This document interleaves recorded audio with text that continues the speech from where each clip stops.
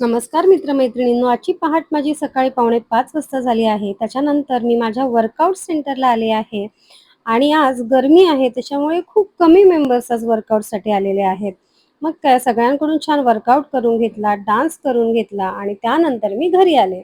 घरी आल्याच्या नंतर मी पहिला किचन कट्टा माझा स्वच्छ करून घेते. कारण जेवणाची सुरुवात किंवा नाश्त्याची सुरुवात करताना पहिला आपला किचन स्वच्छ असायला पाहिजे. मग काय खूप असं साबण वगैरे लावून, पाणी वगैरे टाकून ओटा स्वच्छ धुवून घेतला. त्याच्यानंतर मी स्वतः फ्रेश झाले.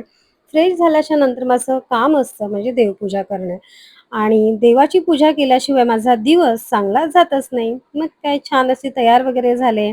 देवबाप्पांना पण अंघोळ वगैरे घालून घेतली. त्यांची पूजा अर्चना केली, बत्ती वगैरे लावली, त्यांना गंधक वगैरे लावलं आणि थोडीशी प्रार्थना करून, थोडीशी आरती करून मी माझ्या आता दिवसाची सुरुवात करत आहे. खरं तर आता मुलांच्या शाळेला सुट्टी आहे, पण आज माझ्या मुलाची तब्येत थोडीशी डाऊन आहे.